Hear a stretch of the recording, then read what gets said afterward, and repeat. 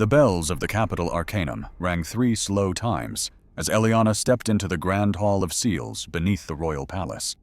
The air here was thick with the scent of spell incense and hot stone, as if the very walls were whispering incantations.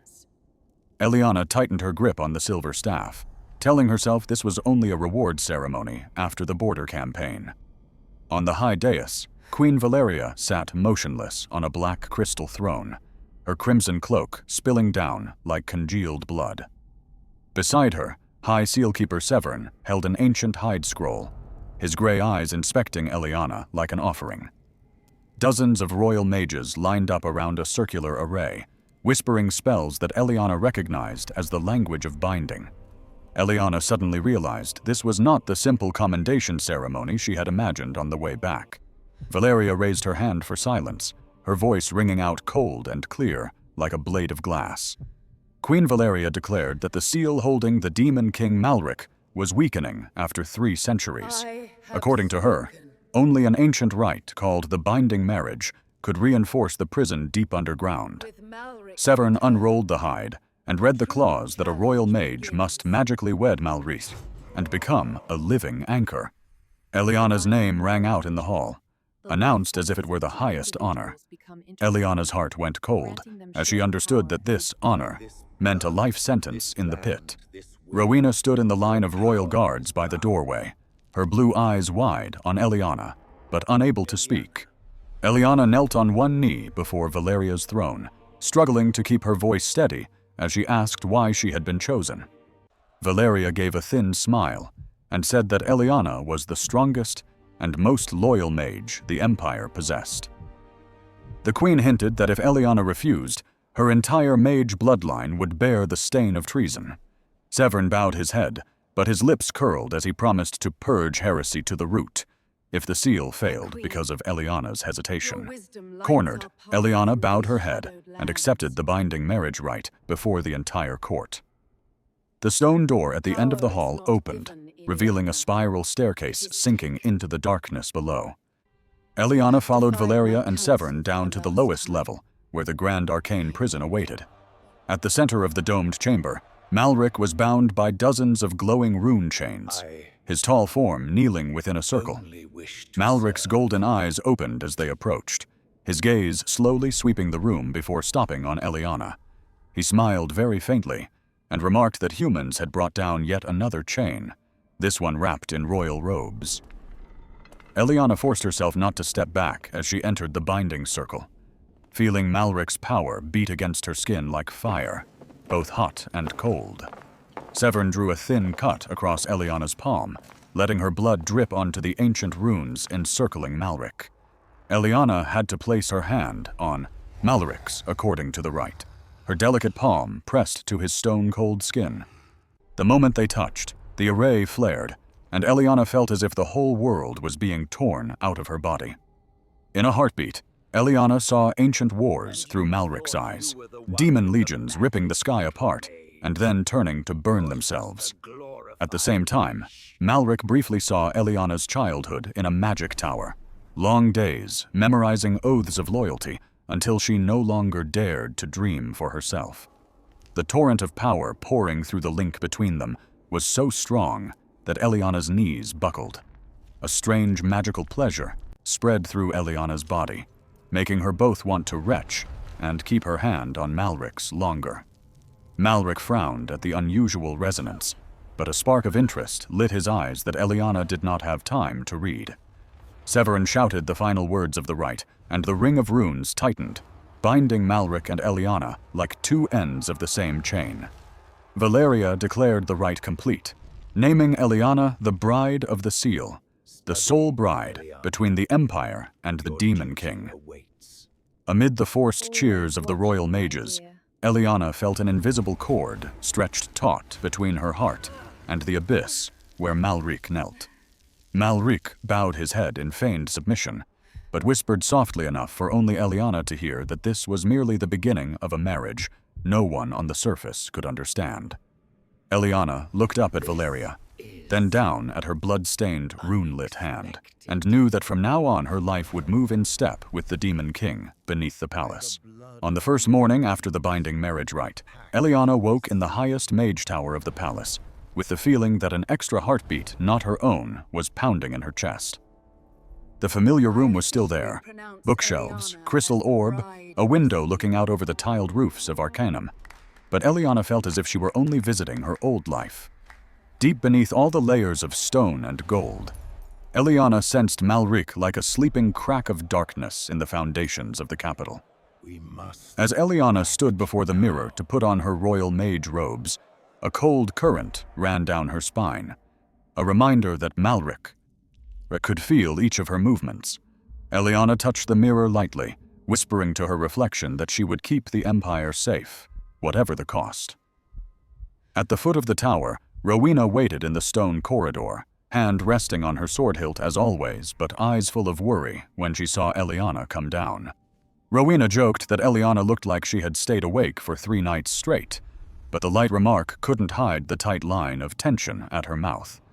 Eliana answered that new studies on sealing magic had stolen her sleep, hiding the truth that Malric was dragging her dreams down into the pit each night. When Rowena invited Eliana down to the training yard to burn off some stress, Eliana refused with the excuse that Queen Valeria had assigned, her extra ritual duties. On her way to the Grand Throne Hall, Eliana muttered a cleansing spell to clear her headache, feeling the gentle, familiar flow of magic like running water.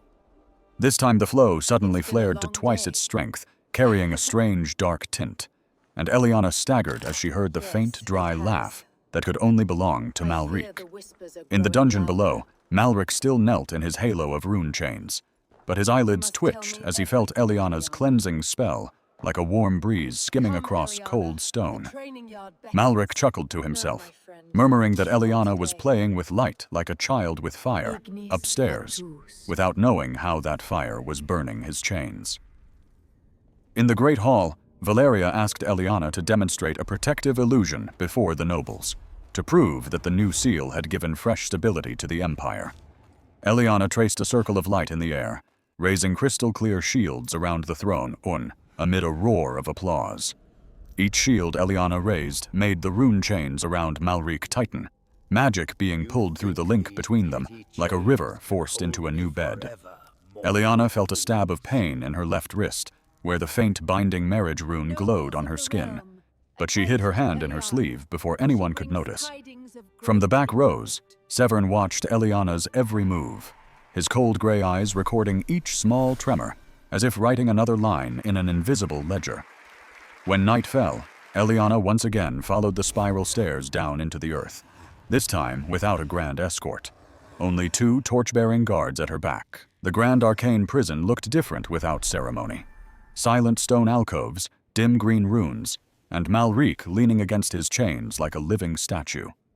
Eliana sat in the small circle opposite Malric, laid her staff across her knees, and began to recite the stabilizing chant Severn had forced her to memorize, word for word.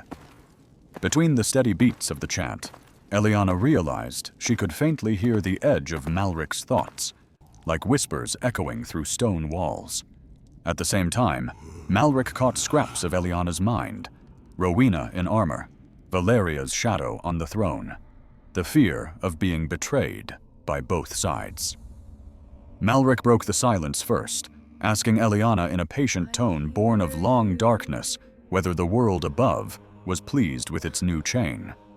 Eliana replied that Malric's name was forbidden in court, and that any sign of the seal's unease was called a trial to keep the people calm. Malric said that nothing cements an effort like fear, then wondered aloud how long it would take Eliana to realize she was being mixed into that mortar. Eliana shot back that fear of Malric had spared countless cities from war, because no one dared repeat the mistakes of the Demon King's age. Malric tilted his head, runes reflecting across his face, and softly said that Eliana had only read 1 chapter of history, edited by the victors. When Eliana said the royal chronicles mentioned nothing about any other thing beyond the Demon King, Malric gave a thin smile and used the word door instead of battlefield for that old war. Eliana tried to smother the unease inside, telling herself that her loyalty belonged to the Empire, not to a voice at the bottom of a pit. As if reading that thought, Malric suggested a small test, asking Eliana to open her left hand so he could push a drop of magic through the link between them. Eliana hesitated, but in the end she opened her hand, readying locking sigils in case Malric tried a sudden attack. When Malric's magic flowed in, Eliana felt no fire or darkness, but smelled damp stone, tasted metal, and heard dripping water in the grand prison, as though seeing through his eyes. On the other side, Malric suddenly sensed from Eliana the cold tower night air, the distant bells of Arcanum, and the taste of the herbal tea she drank to sleep. The surge in their magic shook a lamp to pieces in Eliana's tower room and traced a fine crack along the outer edge of the rune circle that caged Malric. In his private chamber, Severn felt the tremor of the seal and immediately spoke a diagnostic spell he did not bother to report to Valeria. Severn's spell drove into the link between Eliana and Malric like an icy pin, making Eliana double over, clutching her chest, while Malric roared with pain. Malric understood that anyone holding this link could harm them both now, and Eliana realized that Severn had just yanked the chain to see how much strain it could bear. As Eliana left the Grand Arcane prison that night, her legs felt like lead, but in her mind, she saw 3 invisible chains: herself and Malric, them and the Empire, and all of them tied to something deeper still. Eliana silently swore to herself that she would learn to wield her chain before someone else wrapped it around the world's throat. That afternoon, Eliana walked alone into the deepest level of the Royal Archive, where the forbidden shelves were locked with silver rune wards. The archivist silently unfastened each ward when he saw the Royal Mage seal on Eliana's wrist, then backed away, as if afraid of catching guilt.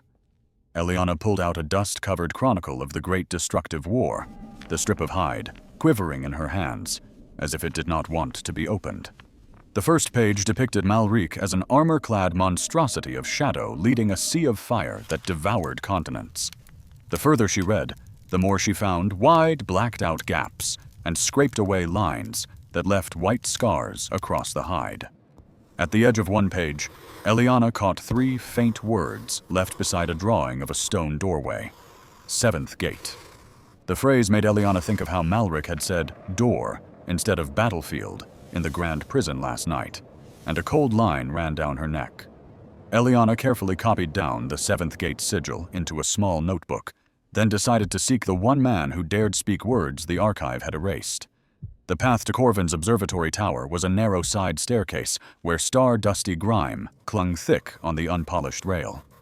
When Eliana pushed open the wooden door, Corvin's round chamber appeared with telescopes, star maps, and papers strewn about, as if a storm of parchment had passed through. Corvin stood beside a telescope, his silver hair tousled and his robe ink-stained, raising an eyebrow as Eliana entered. Corvin remarked that it was not every day the Bride of the Seal visited an old scholar deemed mad for staring too long at the sky. Eliana answered that she had not come for jokes, but to ask about the version of the ancient war that the stars remembered and the books did not. Corvin led Eliana to a round stone table where old star charts had been crossed with red ink and annotated in hurried handwriting. On one corner of a chart, Eliana saw a black spiral symbol circled by Corvin and labeled with 2 words, Void Well. Corvin explained that some old codices mentioned a void well beneath one of 7 gates, but the Holy Office had erased all mention of it from official chronicles. Eliana asked whether Malric had anything to do with the void well and why he called the battlefield a door rather than an abyss. Corvin answered that the old prophecies spoke of a gatekeeper born between worlds who would be turned into a demon if he refused to open the door for those who hungered within. Hearing this, Eliana felt the name Malric and the word gatekeeper suddenly become 2 halves of a coin she had never been allowed to see the other side of. Corvin warned that if Eliana misread even one word, Severn would have cause to accuse her of corruption from the Grand Prison, yet he still handed her a handwritten slip. The slip held a few lines cut from the codices, speaking of the seventh gate, of light chained, and darkness crowned. As Eliana read those words, Malric in the grand prison felt a small jerk in the link, as if someone had just spoken his old name in a dead tongue. Through Eliana's eyes, Malric briefly saw Corvin, the stone table, star charts, and the void well symbol, as if he were standing right behind her in the tower. Malric let out a quiet laugh, whispering that the star-mad fool had not yet been burned for redrawing the gate the Holy Office wished forgotten. Meanwhile, Severn stood in a small ritual chamber, hand on a scrying basin, watching the ledger of archive visitors, and noting that Eliana's name appeared too often. Severn murmured to the water's surface that a bride could become a gateway for both light and shadow, and his duty was to close that gateway before someone else flung it wide. That night, Eliana returned to the grand prison with Corvin's slip hidden in her sleeve, and hundreds of questions crisscrossing her mind like a spell matrix. Malric opened his eyes as Eliana came in, and said that the smell of ink and book dust still clung to her robe like a confession without words. Eliana sat opposite Malric, admitting she had read the erased scraps of history, but demanding that he tell his own demon's version of the Great War. Malric said he had not been born a demon king, but a gatekeeper, made to stand between this world and the void behind the seventh gate. He described the creatures from the void surging out as shapeless shadows that devoured magic and matter alike, forcing both demons and humans to join forces to push them back behind the gate. Eliana felt Malric's memories pour through the link, showing her royal warriors bearing Valeria's sigil standing in his ranks as allies, not victims. At the climax, Eliana saw Malric lead the charge to hold the trembling gate, while a group of white-robed mages behind him began changing the sigils on the ceiling circle. Instead of locking the void, those signs diverted the power into Malric, wrapping him in darkness and engraving upon his brow the crown that the books would later call Demon King. Eliana jerked out of the shared memory, gasping in the grand prison, her hands shaking with the lingering feel of sealing power slamming into her skin like a stone storm. Malric bowed his head too, breathing heavily, saying that no mind could bear the whole truth at once, especially one raised on one-sided tales. Before Eliana could steady her heartbeat, the ground beneath them shook violently, and an older rune ring far below the floor cracked like thin ice. Through the fissure, Eliana glimpsed an immense eye opening in the void, many pupils rotating, staring straight up at them without blinking. Eliana let out a strangled cry, her body locking up as the sensation of being seen down to the runes in her blood nearly made her retch. Malric roared at Eliana not to look, then hurled both his magic and his shout down into the crack to force that eye back, into the dark. By reflex, Eliana flung her shielding spell in the same direction, light and dark twining into a vortex that forced the fissure to knit shut. When the tremors ceased, only a gray-black scar remained on the stone floor, and Eliana dropped down, cold sweat running along her spine. On the surface, the palace lamps swayed, and Valeria felt a strange thump from deep below her feet, making her turn to Severn with a colder look than usual. Severn reassured her that the first seal still held, but that the thing at the bottom was waking faster than expected, and he suggested that the most suspicious source of turbulence was Eliana. Back in the grand prison, Eliana shakily asked Malric why he had not told her sooner that beneath him lay another layer of ceiling, holding something far worse than any Demon King tale. Malric replied that no one believed the truth when it tore apart the picture they clung to, and that Eliana would only truly listen after she had seen the void herself. Eliana looked at the scar on the floor, recalling doctrines about the Demon King and the protecting empire, and realized all those stories were just a finely embroidered curtain hung before a door that was cracking. Inside Eliana, a new promise took shape. She would dig to the bottom of the truth about the seventh gate, even if it forced her to turn her staff against those who had taught her to wield it. The morning after the tremor, Severn stood in the white ritual chamber, spreading new rune circles across the stone floor, as if laying out an operating table. On one circle, Severn wrote Eliana's name in spell script, on the other Malric's, then linked the two with a thin line like a rope waiting to tighten.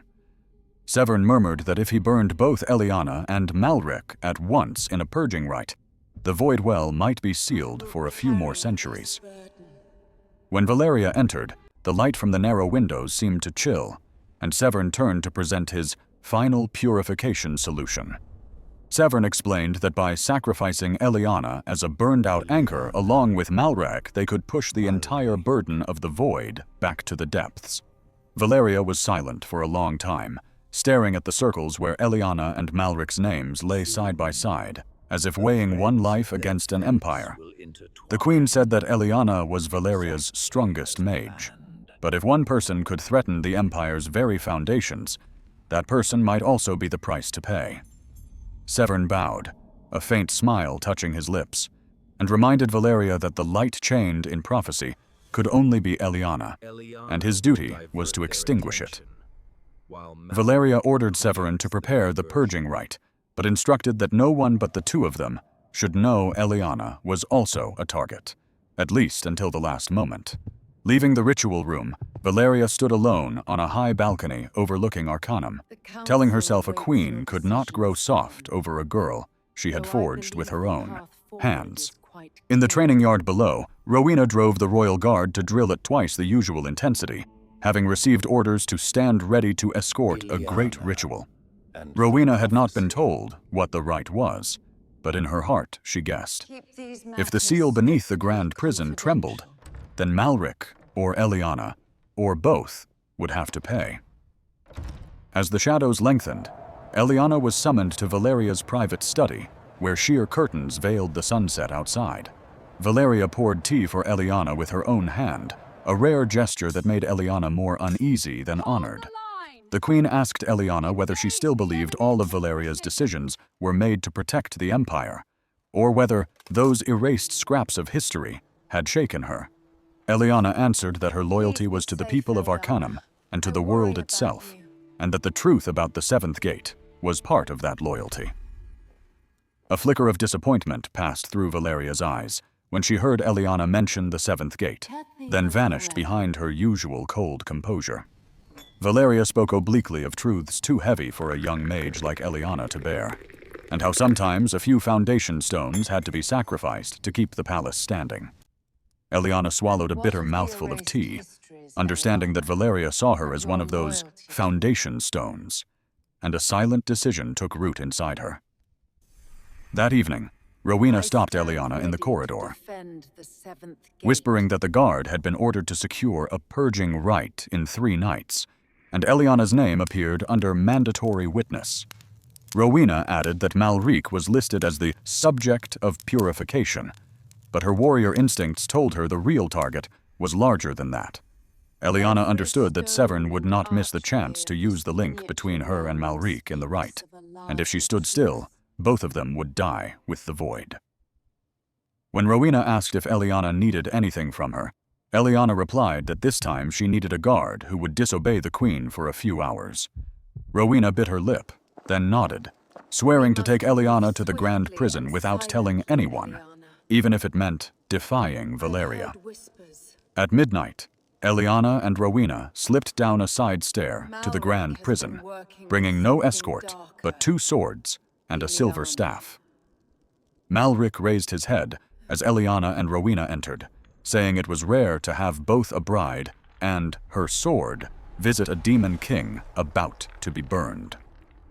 Rowena instinctively drew her sword halfway, but Eliana raised a hand to stop her, saying they had come to talk tonight, not behead. Eliana told Malric bluntly about the purging rite, the circles bearing Eliana and Malric's names, and Severin's plan to use them as firewood for the void. Malric was silent for a moment, then laughed without mirth, saying this was exactly how humans solved problems. Throw more blood into the pit and call it protection. When Eliana asked if Malric had any other solution, Malric replied, there were only 2. Let Severin pull the wrong pin and open the pit wide, or break this seal properly before Severin could act. Malric proposed that Eliana free him from the current layer of sealing so he could reclaim his full gatekeeper power and, together with Eliana, shore up the void from the root. Rowena objected at once, saying that freeing Malric was no different from unlocking the disaster history had warned of.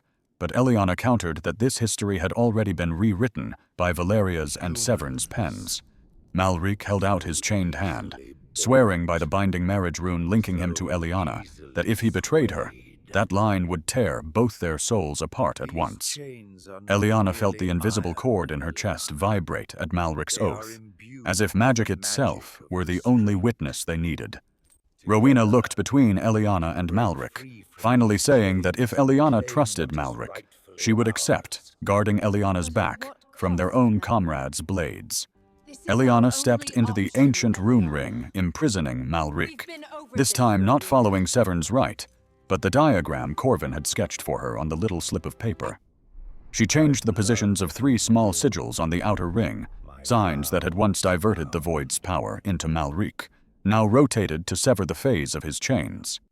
As Eliana whispered the final alteration, the rune chains around Malric boomed, then faded like mist, leaving him kneeling in the dim light with no visible bonds. Malric stood for the first time in 3 centuries, his full height unfolding, his shadow spilling over the circle's boundary, making Rowena instinctively step back. Yet Eliana still clearly saw the faint rune thread connecting her wrist to Malric's, proof that he was not truly free of the binding. To avoid detection, Malric deliberately knelt back in his old place, using a thin veil of darkness to blind any scrying stones Severn might use to spy. Eliana redrew the upper rune layer, crafting an illusion of intact chain so that if Severn checked by spell, he would see only a docile prisoner awaiting execution. Rowena looked at Malric kneeling in the illusion and softly said that from now on, they were walking a path where a single slip would send not just their heads, but the whole world tumbling. Before leaving the grand prison, Eliana and Malric exchanged a short nod, not between bride and prisoner anymore, but between 2 conspirators whose fates were now bound to the 7th gate. On the way up, Eliana felt each stone step as a question. Did she belong to Valeria, or to the line connecting her to Malric and the Void?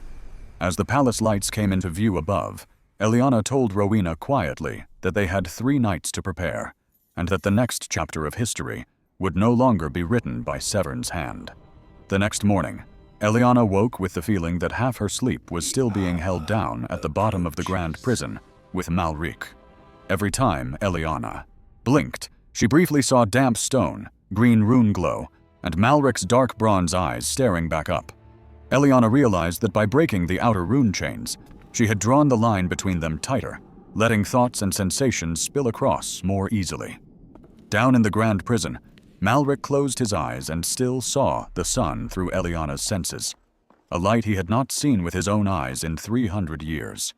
Malric leaned his head back against the stone and softly said that as long as Eliana let him see the sky, he still had a reason not to simply burn Arcanum down. At noon, Eliana met Corvin on the narrow balcony outside the observatory tower, where the wind carried the metallic smell of the ceiling rings encircling the city. Corvin handed Eliana a small crystal scope and told her to look at the horizon, where the usually invisible wards now showed glittering cracks like fractured glass. Eliana saw each crack pulsing to a slow rhythm and realized it was the deep breathing of the void that she and Malric had forced back the night before. Corvin said the vibration was spreading through all the ward rings, as if the void had remembered the way up and was feeling for each step. Eliana confessed to Corvin that she had removed 1 layer of Malric's chains, making Corvin instinctively step back, as if a gust had pushed him toward a cliff edge. Corvin asked if Eliana was mad to weaken the Demon King's seal, just as the void was waking, but Eliana replied that she had not weakened it. She had simply returned the gatekeeper's function to the right person. When Eliana described the vast eye beneath the crack, Corvin went pale, rummaged through his papers, and pulled out a small prophecy mentioning the 7th gaze that devours its bearer. Corvin pointed to the line, saying that if the gatekeeper died before the gate was reset correctly, the eye would choose a new bearer from those standing closest. In this case, Eliana. Eliana realized that the purging rite Severn was preparing might not only kill Malric, but also turn her into a new version of what was being sealed. In the grand prison, Malric was testing his newly regained gatekeeper strength, reaching downward to touch the ancient seals like a blind man feeling his way home. Each time Malric touched a ring, Eliana, standing on the balcony, felt a stab in her temples, as if the entire sky had been tilted by a single degree. Corvin realized Eliana was syncing with Malric, and warned her not to let Severn sense any unusual fluctuations through the monitoring rings. No. To hide it, Eliana used her own magic to lay a layer of noise over the wards, like adding a fake cloud bank, so that Severn saw only bad weather. In the ritual chamber, Severn frowned into his scrying basin, seeing the ward rings blurred as if by fog, but unable to read any precise disturbance. Severn sent a small jolt down to the grand prison to test the seal, making Malric and Eliana simultaneously jerk as if stabbed in the heart with a needle. Malric ground his teeth against the pain, telling Eliana in her mind that they had to get used to this kind of torture, since the path to the void would be much worse. That evening, Rowena sat alone in the guard room, mending a strap on her armor while staring at the assignment roster for the purging rite. Rowena quietly altered a few positions, pushing Valeria's most loyal guards to the outer ring and bringing a handful of people she trusted closer to the white ritual chamber doors. Among them was Arlen, a blue-eyed archer who owed Eliana his life after she pulled him out of a stray firebolt during a simulated demon incursion. Rowena decided she would tell Arlen part of the truth, that if anything went wrong during the rite, he had to shoot at the source of the magic, even if it looked like Eliana's light. On the second night before the rite, Eliana stood atop the Mage Tower while Malric tried to draw power from the ward rings through their link and feed it back into the cracks in the sky. The power passing through Eliana was hot as red metal, but when it touched her hands, it turned into rippling light rather than the black fire that had once incinerated legions in Malric's memories. Malric, from the bottom of the grand prison, realized that Eliana was not just light-chained, but the only filter that could turn the void's weight into something the world could bear. They succeeded in sealing one of the smallest cracks, the fracture dissolving like a split in glass that had just been reheated. But a deeper fracture opened immediately afterward, and both understood they were only mortaring individual bricks in a wall, about to have the entire house fall on it. That night, Valeria dreamed she stood before a sea of lidless eyes staring up from the void, and beside her, Eliana's shadow was being pulled out of her body to form a new chained halo. Valeria jolted awake, clutching her chest, and for the first time, wondered whether Severin was building a new prison for the void, out of the souls she did not wish to lose. On the morning of the third day, Severin announced before the court that the purging rite would be moved up by one night, according to the signs of the stars and the seal. The news drifted down to the grand prison via guards' gossip, making Malric let out a dry laugh and tell Eliana they had just lost a night of preparation because Severin thought the sky was too foggy. Eliana answered in his mind that they would then use Severn's own purging rite as a tunnel down to the seventh gate, instead of trying to break it from the outside. Malric warned that once the rite's power opened, they would have only one chance to bend the flow. If they failed, the void would have enough fire and blood to shatter all the seals. That afternoon, Eliana, Rowena, and Corvin met together for the first time in the same room, a small chamber at the tower's base, its thick walls blocking even whispers. Corvin redrew the white ritual chamber's layout, marking the positions of the rune circles, Severn's scrying basin, Valeria's auxiliary throne, and where the royal guard would stand. Rowena pointed at the drawing, stating she would stand at the north door with Arlen, ready to block anyone trying to run out or in if the rite went off course. Eliana said that when the rite began, she would step into the circle for the mandatory witness, but at the moment Severn called Malric's name, she would use the link to drag the spell's focus beneath their feet. Corvin added that he would be in the observatory tower, using lenses and sigils to track the ward's vibrations, signaling Eliana through the link as soon as he saw the void's rhythm change. Rowena looked at the two mages and said bluntly that her task was simpler: keep Severn and anyone else away from Eliana long enough for her spell to finish. Before they parted, Eliana drew a small rune circle on the floor, placed Rowena's and Corvin's hands in it along with her own, and swore that none of them would run even if the seventh gate opened right under their feet. Night fell faster than usual, as if the sky also wanted to see the outcome, when the 12th bell rang to signal the hour of preparation for the purging rite. Eliana stood before the mirror one last time, adjusting her mage robes and looking at the binding rune on her wrist, knowing that tonight it would decide whether she was a shackle or a key. Underground, Malric knelt back in his old place to let Eliana's illusory chains fool Severn, but in his own eyes he was no longer a prisoner, only a soldier ready at the gate. In the high hall, Severn donned his white ritual robe, drew the final circle in the chamber, and whispered that if the night went his way, no one would remember Malric's name, or the seventh gate again. Only Eliana, Rowena, and Malric knew that tonight, instead of erasing a name, they were about to rewrite the entire final chapter of sealing history. On the night of the purging rite, the white ritual chamber was lit by hundreds of floating light orbs, making the marble beneath their feet gleam almost blindingly. The rune circles Severn had drawn now glowed blue, forming concentric rings around where Malric would be summoned in, and a separate, mandatory witness ring facing Valeria's auxiliary throne. Eliana entered with the other attending mages, but was led straight to the witness ring, where the stone floor was just wide enough for one person to stand still with no room to run. Valeria sat on the auxiliary throne, her cloak embroidered with sealing sigils, her face so composed that no one could guess she had dreamed of a sea of eyes the night before. Rowena took her place at the north door as promised, beside Arlen and a handful of carefully chosen guards, her eyes never leaving the rune circle where Eliana stood.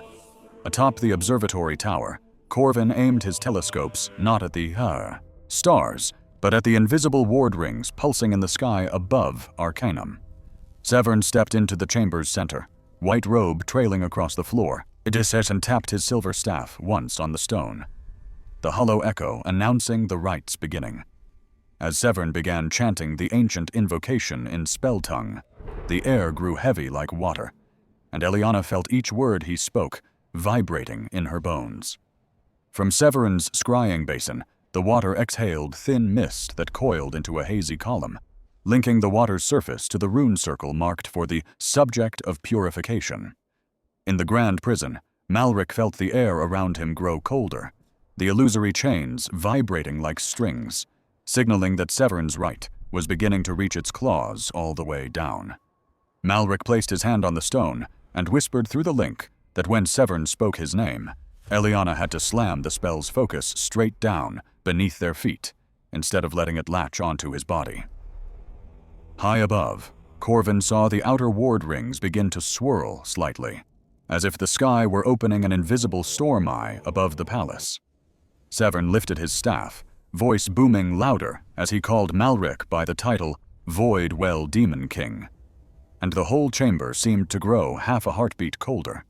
The mist column from the basin thickened and twisted into a pale stream of fire, plunging down toward the grand prison to coil around Malric's rune circle like roots trying to drag him up. In the instant the ritual fire touched Malrice, Eliana felt a violent wrench at her wrist and knew this was the only point at which she could twist the entire rite's direction. Eliana did not wait for Severn to speak her name, but lifted her hand and spoke a new command in spell tongue aloud, jamming it straight into the middle of the ancient chant. The pale flame snapped direction in an instant. Instead of hauling Malric upward, it was sucked down through the chamber floor, forming a light column spearing all the way to the void well. Every light in the chamber went out, leaving only the spell column flaring under Eliana's feet, swallowing her in a blink before anyone could scream. Valeria leapt from her throne, and Severn roared for them to seize Eliana, but Rowena signaled her chosen guards to form a protective ring around the light, not attack it. In the tower above, Corvin saw the ward rings abruptly cease their chaotic shaking and tighten into a single vortex, as if all the gates were opening into one spot. Corvin whispered through the link that the gates are aligned, and Malric in the grand prison gave a hoarse laugh, telling Eliana that the last door had just been opened on its proper hinges. Inside the light column, Eliana felt herself falling through a glass bell full of memories, glimpsing battles, rune circles, and blackened faces Malric had once seen. When Eliana's feet finally touched something, The ground beneath her was neither prison stone nor palace. Marble, but an endless flat surface carved with sigils glowing as slowly as breath. Before Eliana rose, the seventh gate, a colossal stone arch jutting from the plain, its doorway not wood or metal, but a deep dark curtain where countless eyes opened and closed. Malric stood between Eliana and the gate, no chains on his body now, yet the rune crown on his brow began to glow again, as if the gate were pulling the title Demon King back into his flesh. Eliana saw beneath that crown a fainter line of sigils in an open arc, the exact gatekeeper mark Corvin had showed her in the old diagrams. Eliana raised her hand to Malric's brow, whispering that he was not the Void Well Demon King, but the gatekeeper, and her magic surged into light, pressing down over the old sigils. The gate roared not with sound, but with pressure, thousands of eyes in the darkness turning toward Eliana at once, as if to pierce the light she had just laid over Malric's crown. One of the largest eyes surged forward from the darkness, forming a surface face of the void, and an ice-cold thought speared into Eliana's mind, asking if she wished to replace Malric. Eliana felt an image of herself standing alone before the void, hair gone silver, body stretched into a permanent halo of light chains, and understood this was the price Severn was unconsciously preparing her to pay. Malric shoved himself between the thought stream and Eliana, roaring that the Void Well had no right to bargain directly with the light-chained, while the gatekeeper still lived and stood here. The void responded by casting countless hook-like black gazes that latched onto both Malric and Eliana, dragging them closer until they stood shoulder to shoulder at the curtain.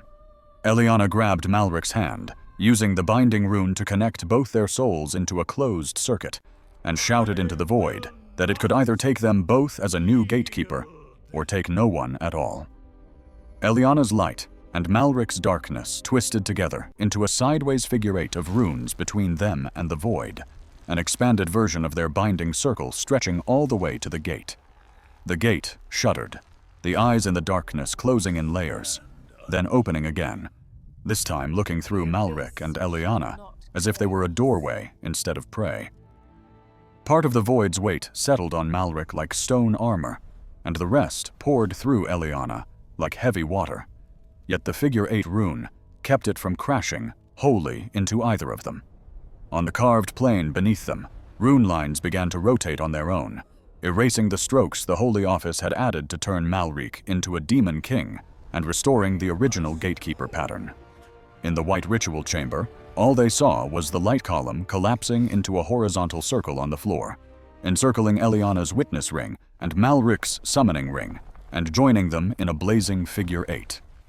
Severn screamed that the rite had been hijacked and lunged forward to correct the runes with his staff. But Rowena and Arlen were faster, blocking his path with a sword tip and an arrow thudding near his foot.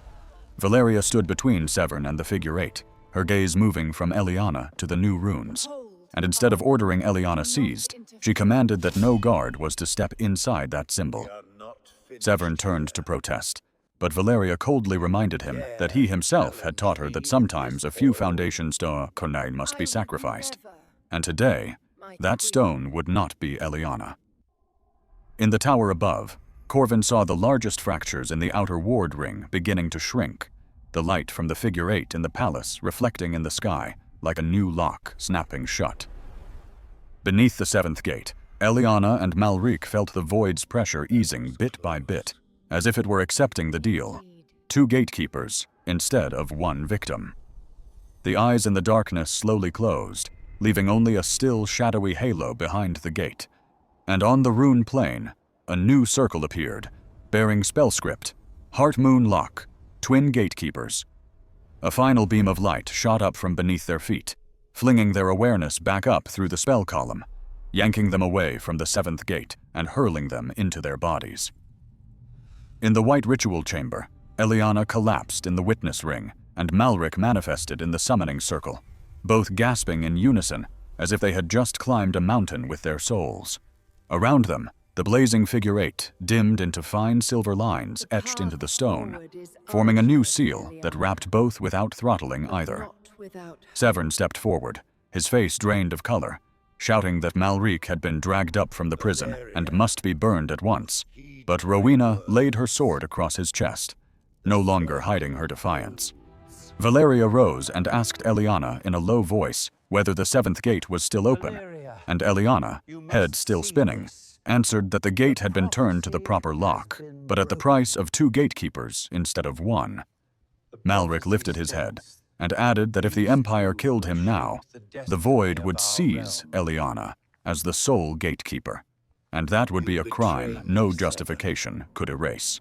Severn gave a brittle laugh and called it demon manipulation, but Corvin came running down from the tower with the prophecy slip mentioning the 7th gaze that devours its bearer. Corvin read the line aloud, pointed to Eliana and then Malric, and stated plainly that since both had just stood before the Void, if one vanished, the eye would choose the other. Valeria turned to Severn and asked whether he had deliberately hidden this possibility when proposing the rite, and Severn could only mutter that all sacrifices are necessary before his own words betrayed him. Rowena proposed that the Queen temporarily strip Severn of ritual authority and place him under house arrest until an independent circle of mages reviewed all sealing liturgies. After a heavy silence, Valeria nodded, declared Severn suspended from office, and ordered the guard to escort him from the chamber without harm. As Severn was led away, Malric murmured to Eliana that the Voidwell was quiet, but those standing by the gate remained, and would have to learn to be gatekeepers without becoming prisoners again. Weeks later, with the ward ring fractures shrunk to stable glowing scars, Malric was not returned to the Grand Prison, but housed in a deep stone watchtower beneath the palace, directly above the new seal layer.